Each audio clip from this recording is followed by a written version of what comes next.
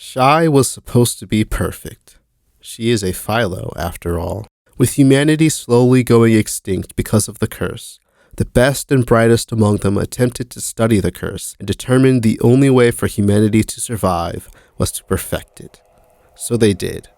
After a series of inhumane experiments and hundreds of lives, the Philos were born. Philos are the peak of humanity, its essence concentrated and preserved in such a way that the curse cannot corrupt or kill. All Philos fall into 4 families. The Hercules distill humanity's physical peak, being the fittest and most beautiful people around. The Leonardos are the quintessence of humanity's creativity, while the Einsteins carry forward humankind's ingenuity. Finally, the Peters bear the spiritual essence of humanity. Philos have resisted corruption for decades, and now all efforts have concentrated on democratizing their immunity. Now more than ever, hope blossoms among the remnants of humanity, which is why no one can know that Shy Peters has been corrupted. Philos lived separately from the rest of civilization to keep themselves pure, but during a routine physical exam, doctors discovered traces of the curse within Shy, not unlike the microexposure of a strong heart. She had never been part of an immunity test, or even exposed to anyone remotely suspected of being corrupted.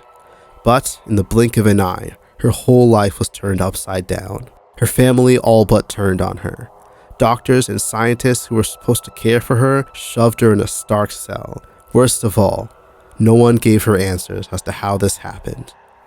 At first, Shy complied with all of this. She did not want to endanger anyone, and this all had to be some mistake anyway. But as months passed in isolation, she found it harder and harder to quiet the accusations of her own thoughts. Something was wrong with her, something deep. That's when she realized her thoughts were not entirely her own.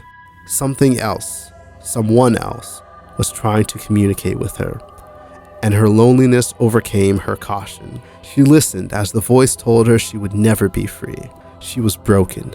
Neither the scientists nor her family could save her. But there was another way. Escape and find a cure herself. When food stopped coming, Shy had no choice but to believe the voice. It taught her how to harness the infection as a source of power. Hurt, lonely, and confused, Shy broke out of her cell, out of the compound that had been her home her whole life, and ventured into the deep, following the voice to what she hoped was a solution to her brokenness. Thanks for watching, guys. If you enjoyed this story and want to see how it ends, well, that'll be up to you. So what are you waiting for? Pop open a new document and get writing. I'd love to see what you come up with. Or, if you need a little more inspiration before you get started, check out the video to the left. Either way, be sure to check back next week for another moment of inspiration.